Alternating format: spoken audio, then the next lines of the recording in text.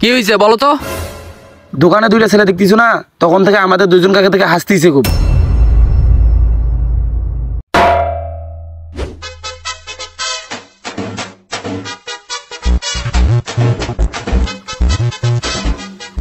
দেখলি ওরা আমাদের দুজন কাকে থেকে হিপটিজিং করতেছে।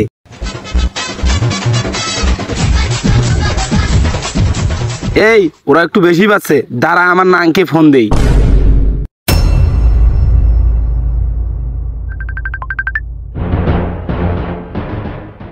হ্যালো হ্যালো জান, তুমি কোথায়? ক্যাম্পাসের সামনে একটু আসো তো, দুটো ছেলে আমাদেরকে হিপটিজিং করতেছে।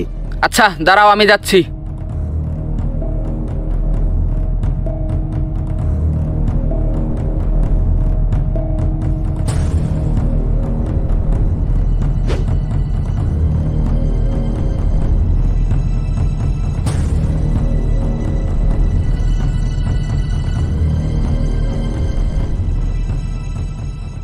কি হয়েছে বলো তো?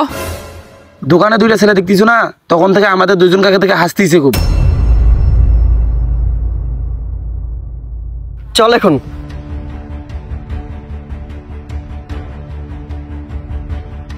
এই দাঁড়া। ভাই আমাদেরকে বলতেছেন? হ্যাঁ তোরাই এদিকে আয়। হ্যাঁ ভাই বলেন। কি মেয়ে দেখলে কি তোদের চুলকানি ওঠে নাকি? মানে কি ভাই, কি বলতে চাচ্ছেন বুঝতে পারলাম না। বুঝতে পারতেছিস না? তখন থেকে বসে বসে আমাদের দুজন কাকে হিপটিজিং করলি, আর এখন বলতেছিস কি?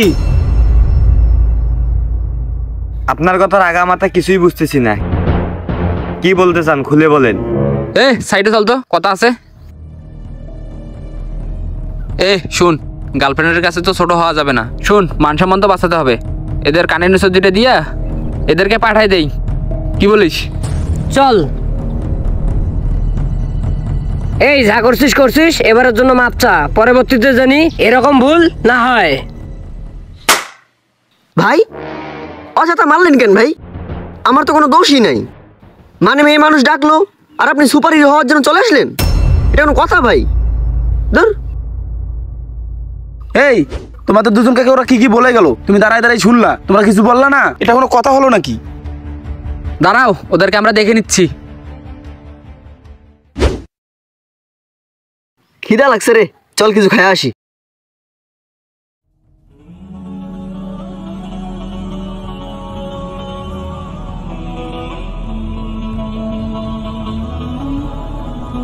এই দাঁড়া।